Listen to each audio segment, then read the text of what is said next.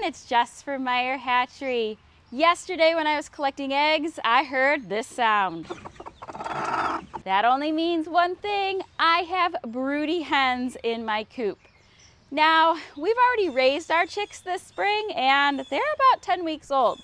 So our broody hens are not going to be hatching any eggs this spring.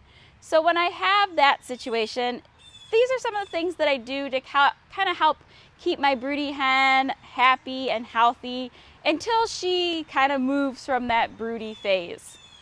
I have a lot of breeds that have the tendency to go broody in my coop, so this is not new to us.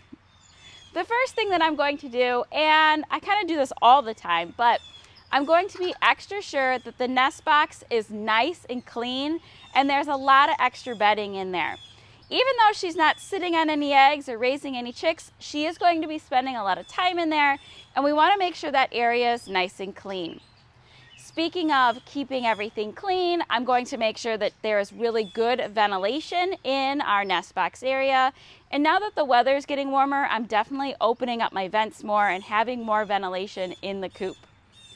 I'm also going to make sure to do periodic health checks on my broody hen. And we have a couple, so broody hens. What I like to do is I kind of take them out, I check them, I make sure they look nice and healthy, make sure that they're eating and drinking okay, and I'm also making sure that there's no signs of any parasites or anything like that. I'm making sure the coop is really clean, and I'm doing all the things that I can do to prevent our broody hens from having any parasites, but they may not be dust bathing as much as they should, so just those few extra steps to make sure that they are looking really good is super important. I'm also going to make sure that she has access to food and water. So we have our normal place where the food and water is, but usually around this time of year, I'm going to put some food and water a little closer to the nest box. So when she goes out for her daily trips, she can get some food and some water. I'm also going to make sure to take her off the nest. Because we're not going to be having her raise those chicks or sit on any eggs, I'm going to kind of remind her to come off that nest. And I usually just go set her in the run, or I set her out while everybody's free ranging. And I'm just encouraging her to go out there and free range. It's also good if you put some extra boredom busters out and kind of encourage that free ranging. Sometimes that can help break a broody hen. There's a lot of different ways out there for breaking a broody hen. You can move them from the nest box. You can close the nest box during the day.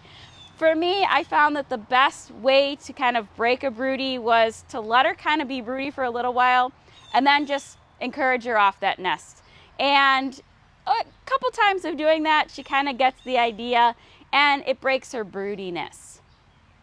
If my broody hen was going to hatch any eggs, I would make sure to prepare that nest box area. So I will kind of make it a little more private. Sometimes I put up a little divider, and just to kind of give her a safe place to raise those chicks and those eggs, or hatch those eggs. But as I said, this year, we have enough chicken math here.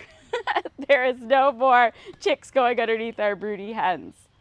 Hopefully I've given you some tips when it comes to your broody hens. I actually think it's so fun to see how some of our breeds will go broody, especially in the springtime. My silkies even like to go broody in the winter. It's a really cool part of the process of raising poultry. If you have any questions, be sure to let us know in the comments below. I've left the link in the description below with some tips when you have a broody hen. Thank you so much for watching.